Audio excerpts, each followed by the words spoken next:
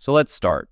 Throughout history, military engineers have dreamed up weapons so catastrophically destructive, so morally unconscionable, or so unpredictably dangerous that even the nations who built them stepped back and said, absolutely not. These weren't failures. Most of them worked exactly as designed. The problem was that working as designed meant potentially ending civilization, poisoning the planet for centuries, or killing friend and foe alike in ways that made conventional warfare look quaint. These are the weapons too terrifying even for war. Number 1. The Tsar Bomba, the nuke that scared its own creators.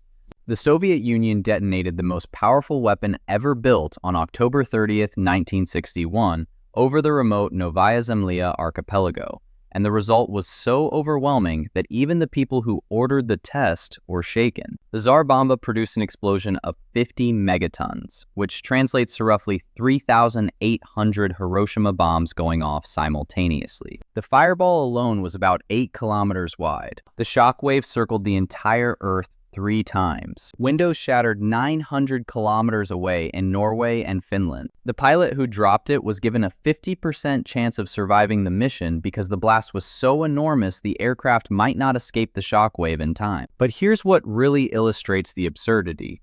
The bomb was originally designed to yield 100 megatons.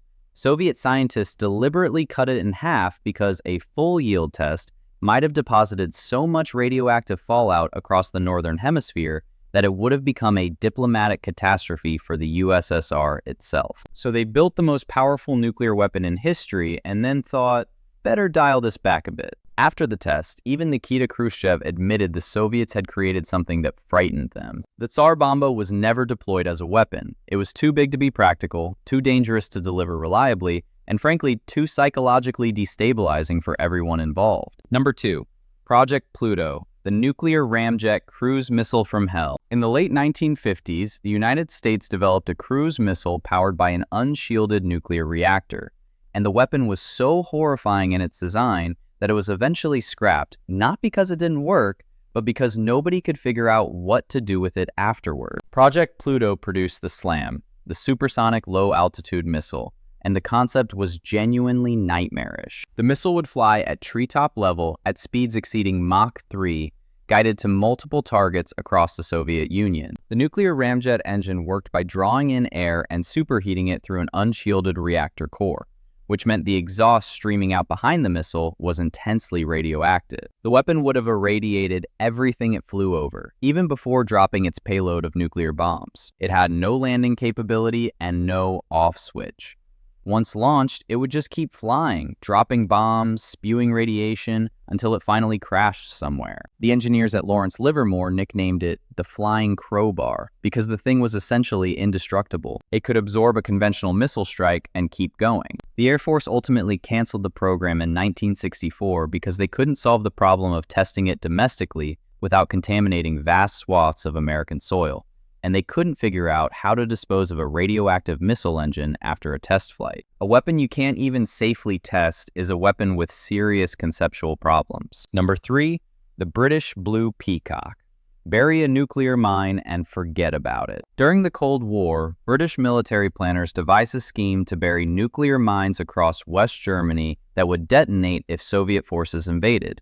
And the plan was so operationally suicidal that it reads like dark comedy. Operation Blue Peacock produced 8-kiloton nuclear devices designed to be buried underground by British troops, set with timers of up to 8 days, and then detonated remotely or automatically if tampered with. The idea was to deny territory to Soviet forces by turning the German countryside into a radioactive wasteland. There were several problems. First, the British troops burying these devices would need to leave the area quickly before detonation, which meant abandoning West German allies to a nuclear blast. Second, the devices might be captured before detonation and reverse engineered. Third, and most surreally, engineers discovered that the electronic components inside the mines might malfunction in the freezing German winters. The proposed solution was to pack live chickens inside the mine casings because the body heat of chickens scratching around would keep the electronics at operating temperature. This is not a joke.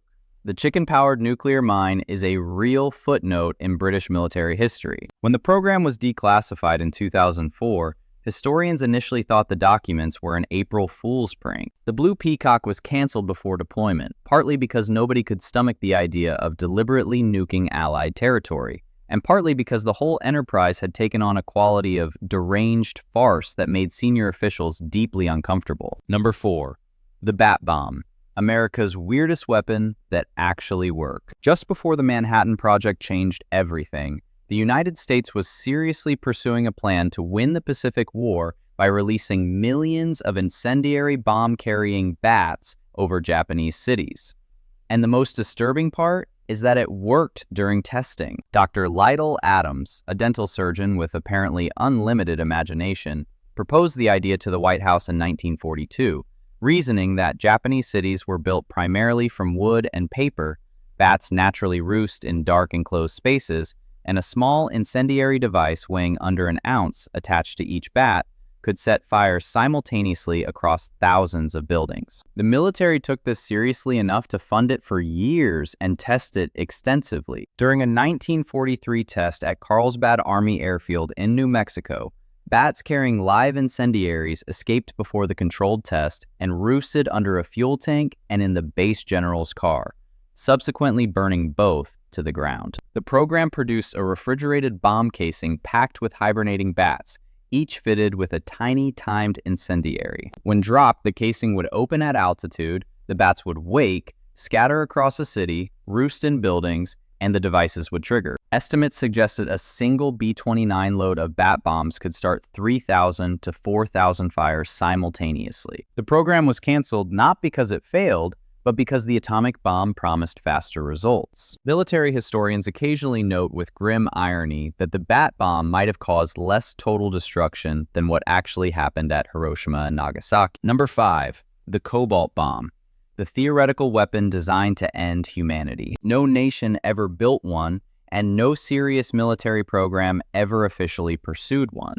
But the Cobalt Bomb represents a category of weapon that physicists themselves wish had never been conceived, because the math works out to something close to human extinction. Physicist Leo Szilard described the concept publicly in 1950, and he did so deliberately as a warning rather than a proposal. A cobalt bomb wraps a standard hydrogen bomb in a casing of cobalt-59. When the nuclear explosion occurs, the cobalt absorbs neutron radiation and transforms into cobalt-60, a radioactive isotope with a half-life of about 5.27 years. A single large cobalt bomb, or a coordinated series of them, could theoretically produce enough radioactive fallout to blanket the entire surface of the Earth in lethal radiation doses. Unlike a conventional nuclear war, which would devastate specific regions while leaving others damaged but survivable, a salvo of cobalt bombs could make the entire planet's surface uninhabitable for years. Nobody would win, nobody could shelter long enough,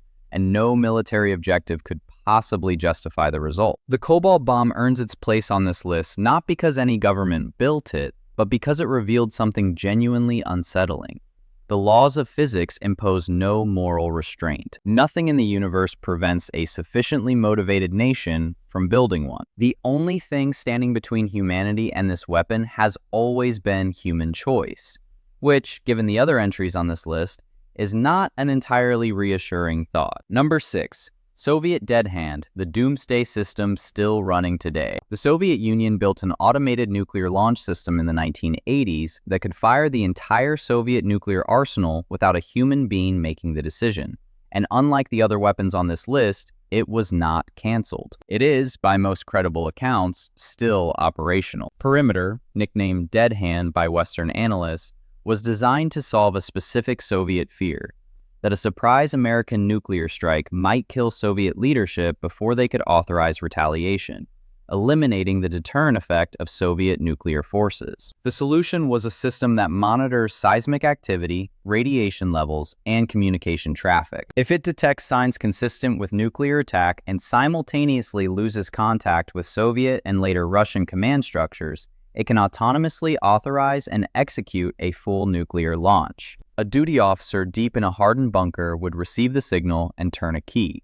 But unlike normal launch procedures requiring multiple human authorizations, Dead Hand compresses that chain to almost nothing. Russian officials have confirmed its existence and continued operation multiple times since the Soviet collapse, most notably in 2011. The system operates on the logic that a nuclear deterrent only works if your enemy believes you will actually retaliate, even if you're already dead. That logic is coherent.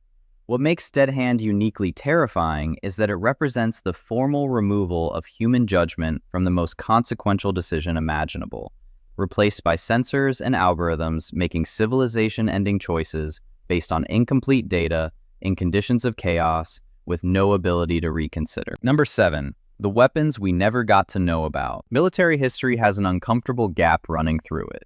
The weapons that were classified, destroyed, or buried so thoroughly that no document surfaced and no whistleblowers talked. The programs confirmed above represent the ones where something leaked, some engineer wrote a memoir, some archive was declassified after decades. The nature of weapons development means there are almost certainly programs from the Cold War era, and possibly more recent decades, where the concept was developed, tested, and either deployed or abandoned without any public record surviving. The United States, Soviet Union, China, and other nuclear powers maintained classified programs operating entirely outside public knowledge. Some of those programs touched on biological agents capable of species-level damage, environmental modification weapons that could deliberately trigger earthquakes or hurricanes, and directed energy weapons whose full specifications remain classified today. We know these categories existed because of occasional document fragments and defector testimony.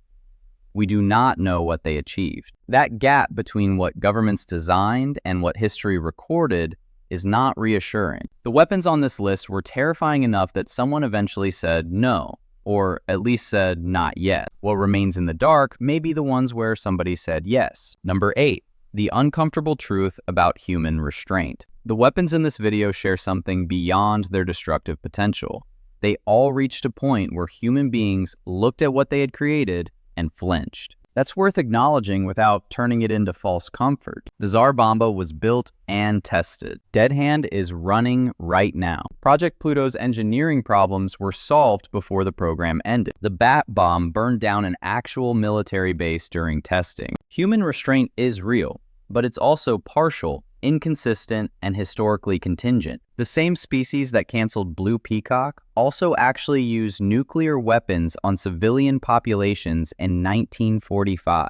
The same engineers who built Perimeter also designed it to remove humans from the equation entirely. Military history suggests we are not reliably restrained so much as occasionally hesitant. The weapons deemed too terrifying to use in one decade have a pattern of becoming the weapons deemed acceptable in the next, once the strategic calculus shifts, once the enemy changes, once the fear is great enough. That's not pessimism, that's just the record. And somewhere right now, in laboratories without publicly available addresses, engineers are almost certainly working on the next entry on this list. Thank you for watching and sticking till the end. We've got plenty more videos coming in the future. Hit that subscribe button so you don't miss them. See you in the next.